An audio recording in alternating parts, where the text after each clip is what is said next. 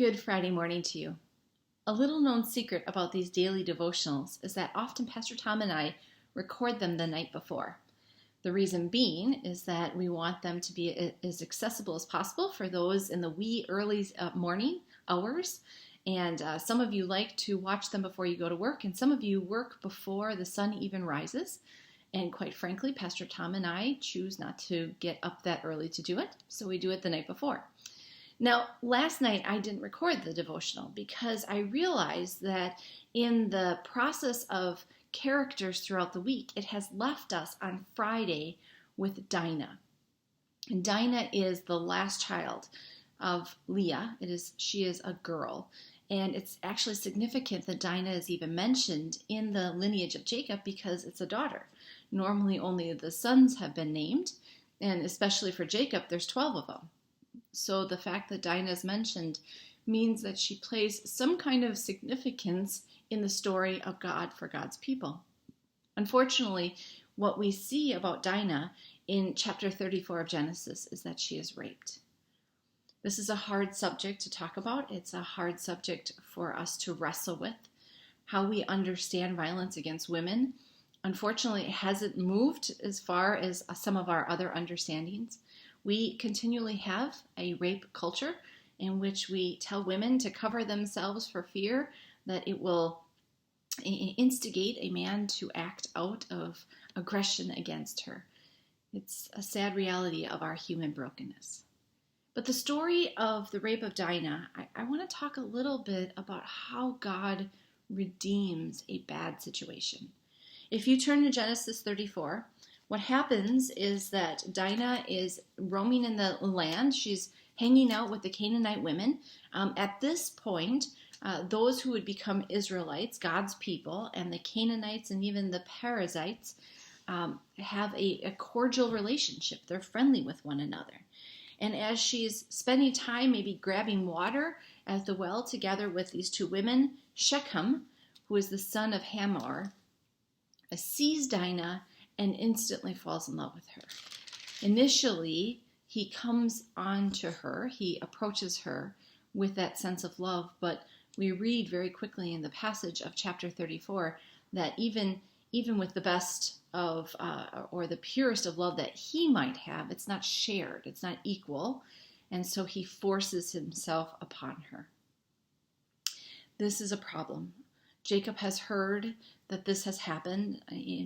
The word is defiled. Dinah has been defiled because her virginity has been taken from her out of wedlock and by force. This is not acceptable in either culture, either in the Israelite culture or what will become the Israelite culture or in the Canaanite culture. And so Jacob and Hamor go into agreement to try to essentially sweep it under the rug, to make things better. And Hamor knows that he has to go out of his way to please Jacob, especially because of the violence that has happened. And so they go into contract, and Dinah is asked to marry or forced to marry Shechem. Again, this is one of those moments where we have to pause and realize that life then and life today is very different. At least we hope so. There is no counseling, there's no consideration for Dinah and her needs in this moment, and that's something that's really hard for many to read in Scripture. Here's my thing. When people say I'm new to faith, the first thing I'm going to do is read the Bible. I actually often caution them or revert them first to read certain chapters before other chapters. It's not that the Bible doesn't have a message for us in faith, and the totality of the Bible is how God has worked through God's people since the beginning of time. We're added to that story as God's people. There's learning and application. There's also wonder in how we read Scripture. But if you're new to faith, if you haven't developed a relationship with God at that point, for you to read a story like this, why would you ever want to? So you first have to read some of the other stories to better understand a God of love before you dive into some of the ugliness that really isn't God, it's really human behavior.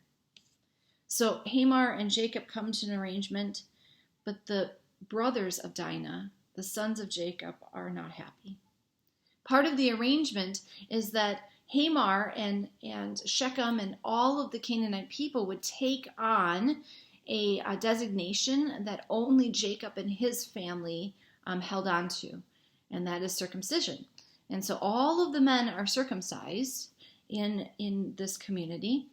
And we read as you continue through chapter 34 that on the third day, while they were still in pain from the circumcision, there are two sons of Jacob, Levi and Simeon. They come with swords and they slaughter the village. I mean, they leave no one. They slaughter the village. And Jacob even comes to the sons and says, why would you do this? Why would you cause such an atrocity? Why would you anger the people? If all of the Canaanite people were to rally against me, they would destroy us. Why would you bring this upon our house?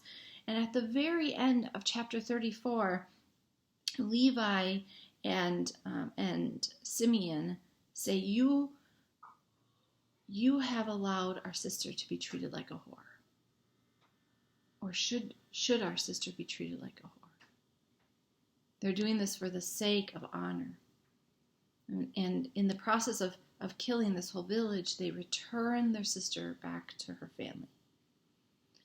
Now here's what's fascinating about this story, because there's a lot of ugliness, there's a lot of evil, there's a lot of brokenness that exists in this one chapter.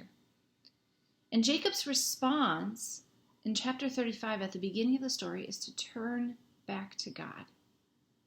Now, in the culture in which they were at, it would have been completely fine for Jacob to have a mercy killing on Dinah. She's been disgraced.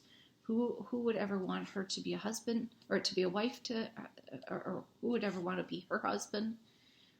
But instead of anything of the normal acts of society, if anything of the normal responses, the accepted responses, Jacob comes back to God.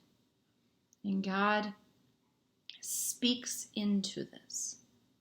Arise and go to Bethel. That first altar made long ago. Arise and go and settle there. Get rid of your graven images and focus only on me. And so Jacob directs all of his family, all of his servants, to do exactly what God has done. So where does that leave us in our theme of can you relate? Well, unfortunately, part of the question of can you relate is, have you had something so heinous and so horrible happen to you in your life that you've been left wondering your worth or your value? Has someone come to your defense, or are you waiting for that yet to happen? My question would be, where is God at work in that? Because the reality of this story, where I would love to gloss over it and pretend it doesn't exist in the Bible, the reality is that even though this was horrible, God was at work. God allowed it to happen, and yet God brought them together as a family and was at work in that.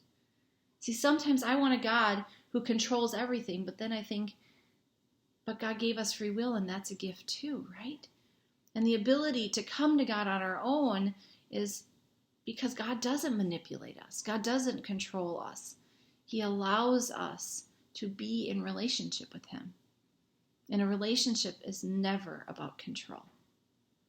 So if that hasn't happened to you, if you haven't experienced that, if you're on the other side of that, have you wanted to be a voice of the marginalized or of the ill-treated? Are you an activist in some way for those who are needing it most? I look at our community and I think about how many people really need us to advocate for them. Children, seniors, mental health issues, drug addiction. We have a lot of circumstances, homelessness, that we can be advocating for. At the end of the day, God redeemed Jacob. God redeemed the anger of Levi and Simeon. And what I find most fascinating about this story is that later on, in Jesus' time, the Levites are part of the high priestly order. And so in the story of God's people, as the narration continues, God will redeem this brother's family, his lineage, to completely be cleansed and actually serve Him in the temple. See, God can use any of our brokenness. God can use any of our failings God can use our anger and our frustration. God can use all of that for good because God's good. So as you end your Friday, as you think about your week, as you wish that I was focusing on any other character besides Dinah this morning, I just challenge you to ask yourself, can you relate to a God who is at work in you, redeeming you, healing you, restoring you, and making you whole? Have a great day. Can't wait to see you on Sunday.